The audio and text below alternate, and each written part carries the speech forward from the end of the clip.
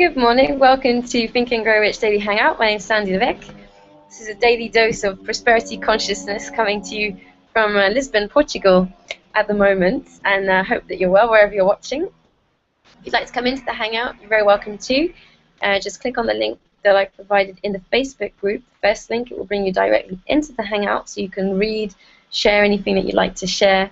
It would be great to have you here.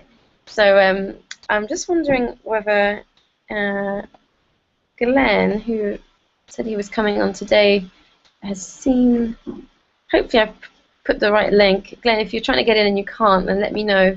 I'll just post it again just in case it's not the correct one. Sometimes that happens. So yesterday we read about masterminds and how powerful they are. In fact, we read the whole chapter in one day. And it's the gist of it, what you can take away from it if you didn't see that episode, is that when you come together with someone else or a group of people, or just even one other person, you create this new energy, this new mind, this new entity that wasn't there before. It's like, 1 + 1 doesn't equal 2, it actually equals 3, because you have this new thing. And all the successful people that Napoleon Hill interviewed were part of masterminds that helped them to get ideas, that helped them to move quicker, that helped them fill the gaps that they didn't have. And he gives examples of Henry Ford, for example, who didn't have any schooling, and neither did people like Andrew Carnegie, who became almost like the Richard Branson of today. In fact, not almost, was. Oh no. Loud drilling noises. I might just go inside. I was hoping it wouldn't start again today, but apparently it is. Sorry about that.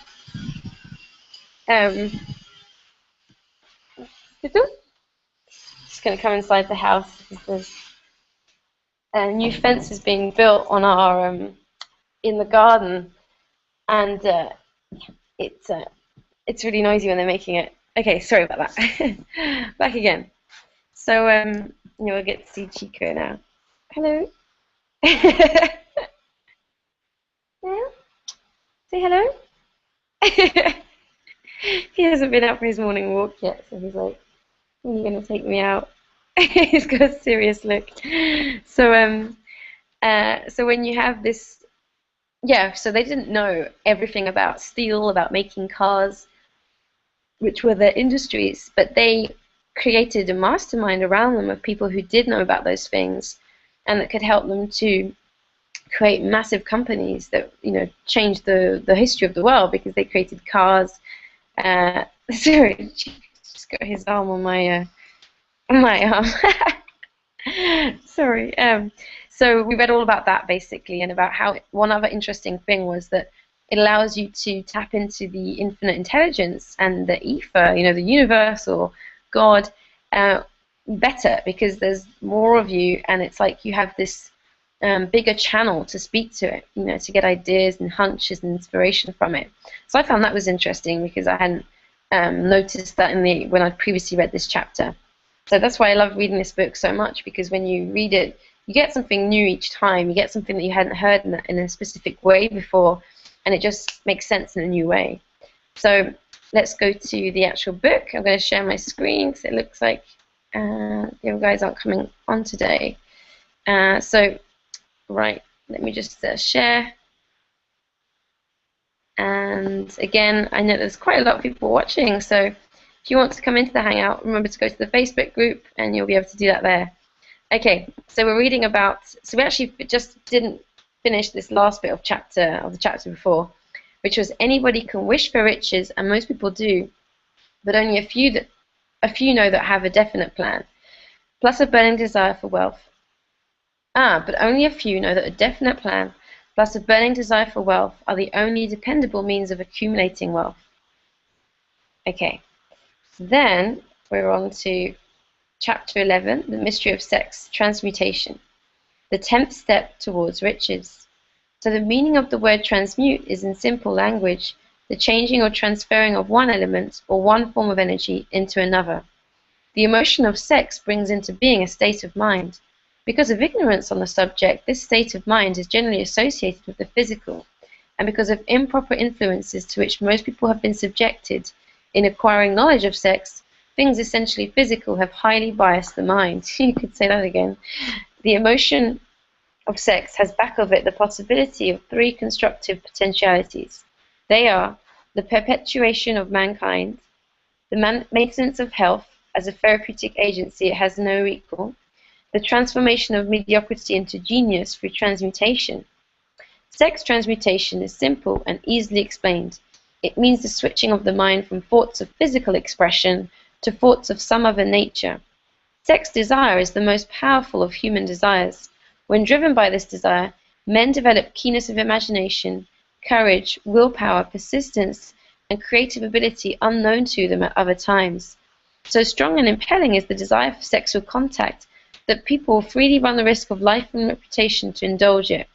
When harnessed and redirected along other lines, this motivating force maintains all of its attributes of keenness of imagination, courage, etc., which could be used as powerful creative forces in literature, art, or any other profession or calling, including, of course, the accumulation of riches. The transmutation of sex energy calls for the exercise of willpower, to be sure, but the reward is worth the effort. The desire for sexual expression is inborn and natural. The desire cannot and should not be submerged or eliminated, but it should be given an outlet through forms of expression which enrich the body, mind, and spirit of man. If not given this form of outlet through transmutation, it will seek outlets through purely physical channels. A river may be dammed and its water controlled for a time, but eventually it will force an outlet. The same is true of the emotion of sex. It may be submerged and controlled for a time, but its very nature causes it to be ever seeking means of expression. If it is not transmuted into some creative effort, it will find a less worthy outlet. Fortunate indeed is the person who has discovered how to give sex emotion an outlet through some form of creative effort, for they have, by that discovery, lifted themselves to the status of a genius. Scientific research has disclosed these significant facts. The people of greatest achievement are people with highly developed sex natures, people who have learned the art of sex transmutation. 2. The people who have accumulated great fortunes and achieved outstanding recognition in literature, art, industry, and architecture and the professions were motivated by the influence of a woman.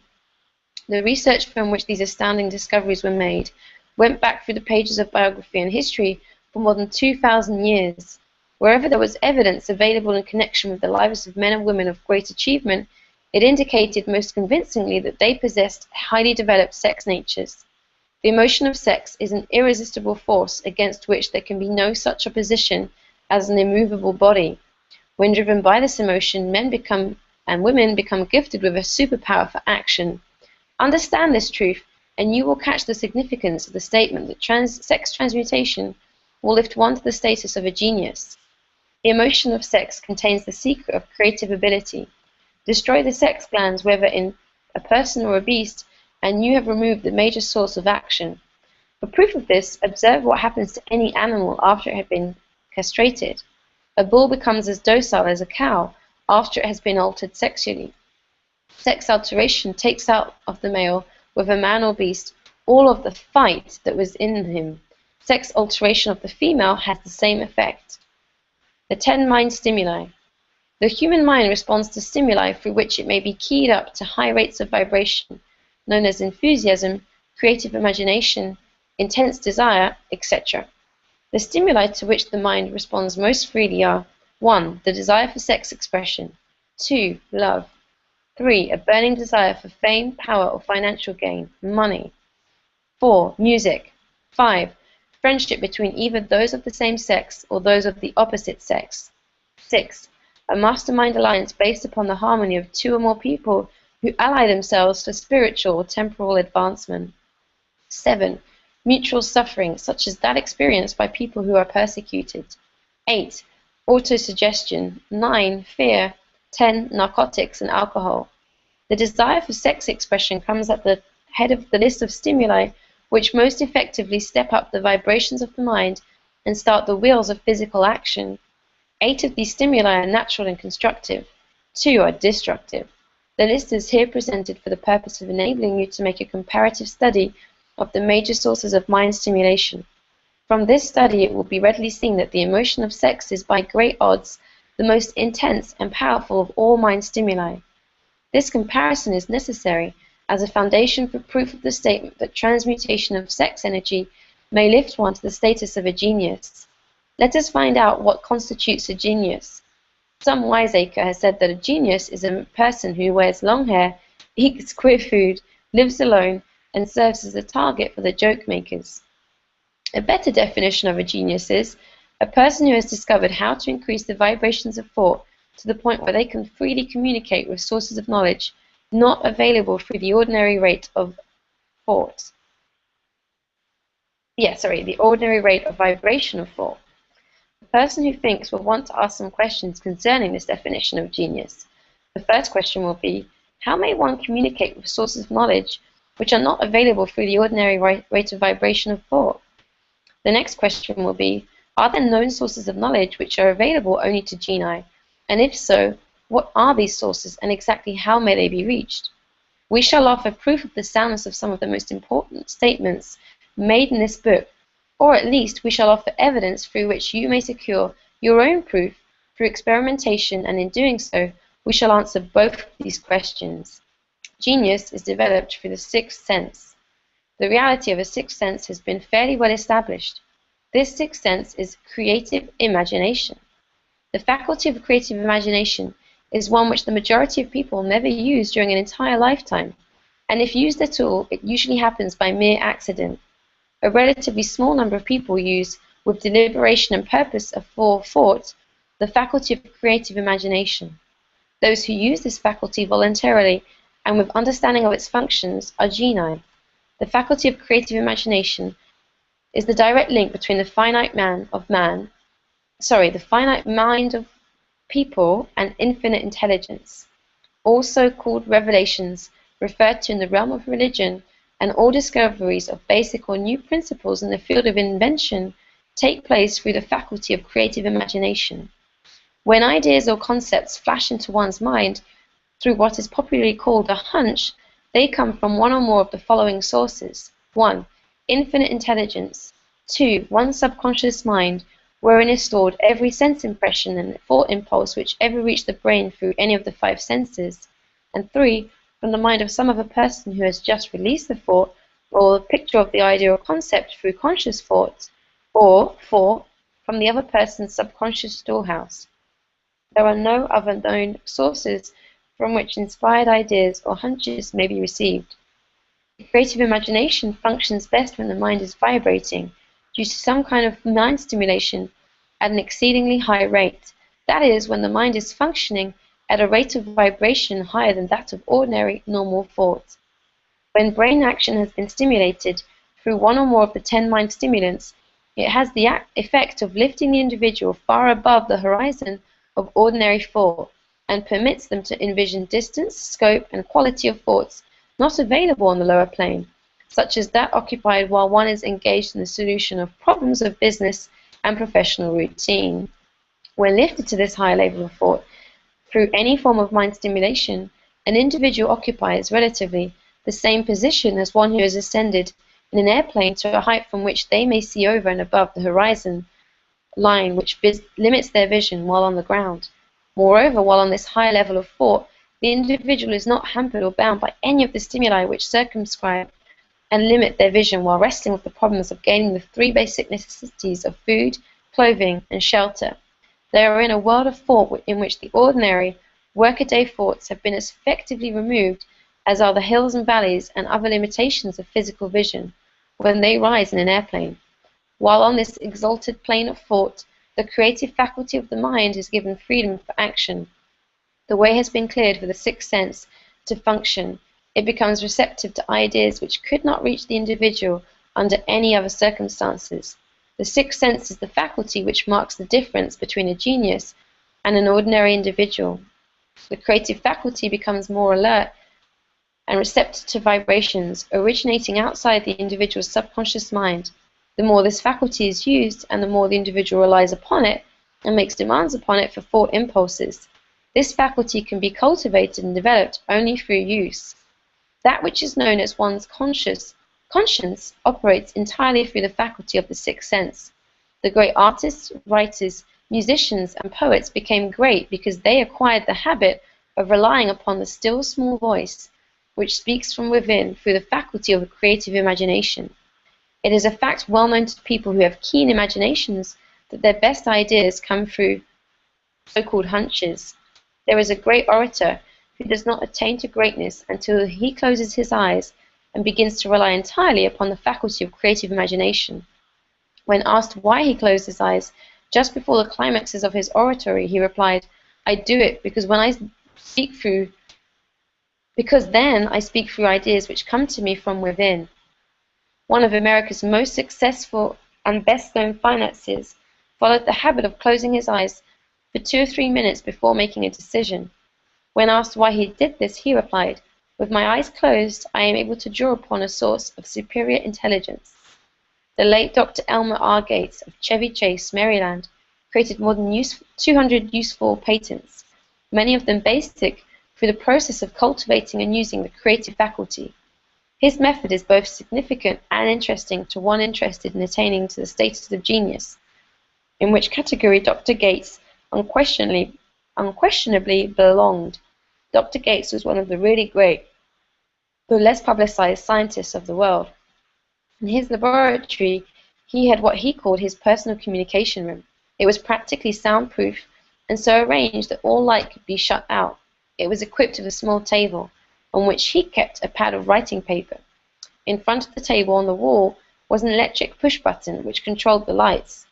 When Dr. Gates desired to draw upon the forces available to him through his creative imagination, he would go into this room, seat himself at the table, shut off the lights, and concentrate upon the known factors of the invention on which he was working, remaining in that position until ideas began to flash into his mind in connection with the unknown factors of the invention. On one occasion, ideas came through so fast that he was forced to write for almost 3 hours. When the thoughts stopped flowing and he examined his notes, he found they contained a minute description of principles which had not a parallel among the known data of the scientific world. Moreover, the answer to his problem was intelligently presented in those notes. In this manner, Dr. Gates completed over 200 patents, which had been begun but not completed by half-baked brains. Evidence of the truth of this statement is in the United States Patent Office. Dr. Gates earned his living by sitting for ideas for individuals and corporations. Some of the largest corporations in America paid him substantial fees by the hour for sitting for ideas. Okay, I'm going to stop there. So on page 166.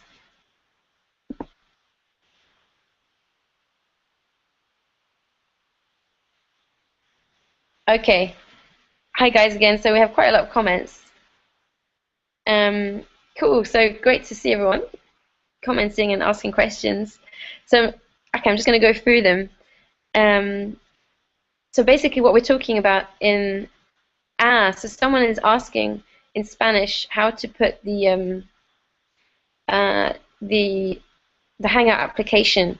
Well, you just need to, good question. If you Google it, you'll find it. You know, if you Google Hangout application, you'll find it within like 1 second. That's probably the quickest way I can think of right now. It will let you download it. The best thing is to be in Chrome as well, to be using Google Chrome, because if you try and open a Hangout in one of the other browsers, it's really difficult. I don't even do that anymore, so I always use Chrome. Okay, so what we read about there was 2 things essentially. First one, how when you recognize that the desire for sex, for lust, is actually also a way to actually become creative, then you can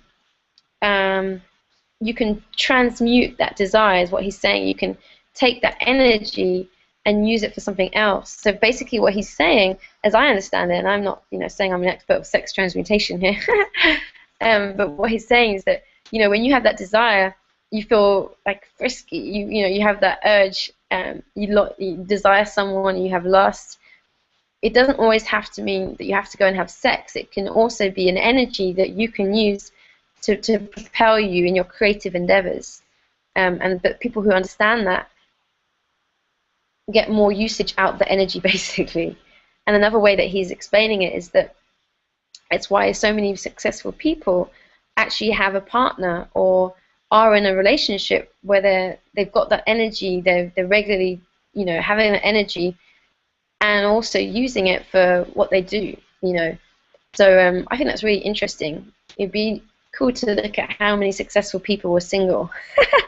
I'm sure that they do exist as well, but he's basically saying that it's something he noticed. And the thing to remember with this book is that none of it is just his ideas. It's all based on research. He researched for 25 long years the world's most successful entrepreneurs, and this is what he noticed amongst, you know, the recurring themes that came up enough times for it to be worth being a step towards riches. So it's interesting that this obviously is important because he includes it, you know, the 10th step towards riches. And then he sort of goes into a second part, which is how you can actually, how you connecting to your sixth sense is another way to become more creative, to have really good ideas. And as I was reading this, I had so many illustrations of this flooding into my mind. And so we've got Risky Setaidi asking, why, hello, and hello to you too. Why is the transmutation of sex allowed to grow rich? I think that, okay. So hopefully I just answered that. Basically because, you know, he's not like making this up. This is what he noticed from people that he interviewed, and that they were, for the majority, regularly obviously having sex and having that energy in their lives. And also it's almost like you have that energy because you're having sex, or you have that kind of sex energy, and it allows you to then have more of it to apply to your creative projects. So it makes you more creative is essentially what he seems to be saying. And then when he's talking about connecting to geni, you know, connecting to infinite intelligence, to sources outside of us, it's, you know, it's fascinating because he's basically saying that if you're aware of that, you can lean on it, you know, you can develop it as a muscle and use it as a way of getting new ideas. And when you, it's like realizing that you don't just get your ideas from your brain. And he talks about this in the chapter on imagination, says that there's a synthetic imagination and a creative imagination. And that synthetic imagination is when you think of stuff and you create ideas because of what you're thinking, based on what you already know. But the creative imagination is when you get ideas that come to you from out there, you know, from the ether, from infinite intelligence, those crazy ideas that pop into your head, or you wake up in the middle of the night and you know that's what you've got to do, or you wake up and you've got an idea. You know, those are creative imagination at work. And what he's saying in this chapter is that you can actually you really start to develop that, not just have it as a haphazard thing, but the next chapter goes for a practical way of doing it. And just to give you some examples I was thinking of, you know, I once worked with an amazing woman who was married to a very clever mathematician, and he was one of the best mathematicians in Britain, and he was paid, you know, he went off to Columbia University in New York to do 6 months, and I asked her, you know, what does he do exactly all day long? What does it mean to be a mathematician? And she said he would go to cafes and sit there just sort of thinking and sort of watching the world go by, and occasionally he would write down ideas on a napkin, and those ideas would become massively important equations in the field of maths, you know.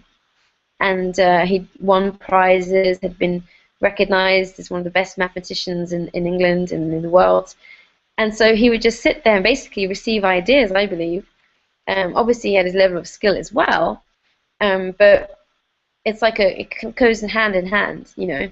And another example I thought of was one of my friends, her husband, ex-husband, they're now divorced, but he actually wasn't an engineer, wasn't a scientist, so he didn't even have the education himself really, But he just one day downloaded an idea for how to make a speaker, not a speaker, like a sound speaker, you know, for when you to listen to music.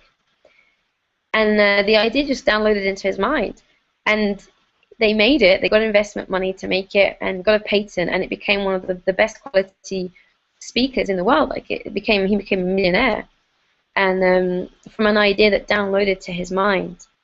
So it's just a really fascinating process.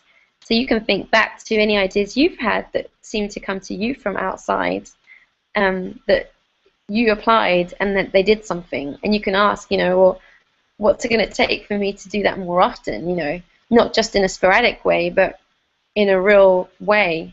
And also, I'm going to put a link in the description here of a TED Talk that you can watch for more information about this. It's by a woman called Elizabeth Gilbert. I have mentioned her before on these Hangouts. She wrote the book Eat, Pray, Love, which became a massive bestseller. It was turned into a Hollywood movie with Julia Roberts. And she has a TED Talk about how today we don't really recognize this, that people have the ability to speak to creative intelligence, to infinite intelligence. And so when an artist or a person does something amazing, we think it's just come from them. And it puts a lot of pressure on them to keep creating even better and better stuff.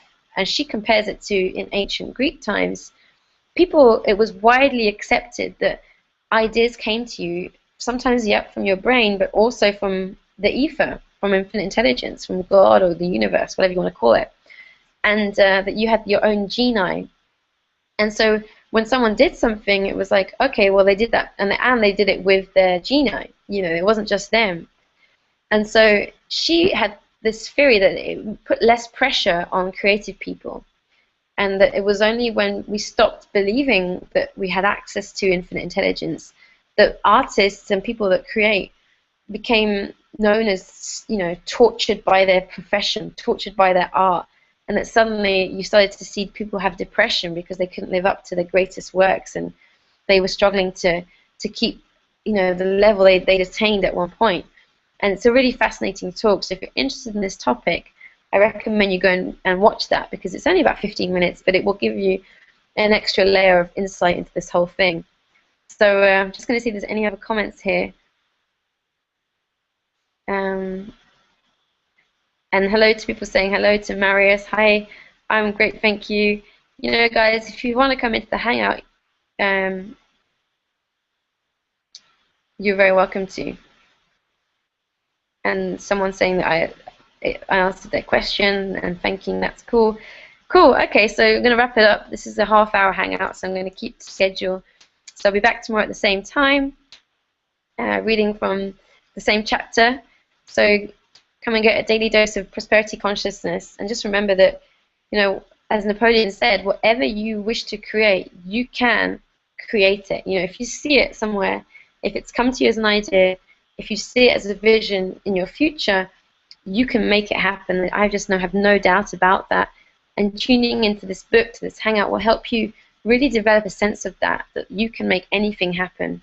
So thanks for watching, everyone. Have a great day. Signing out, this has been Sandy with Chico here, who is sleeping on the sofa next to me. Have a great day. Bye.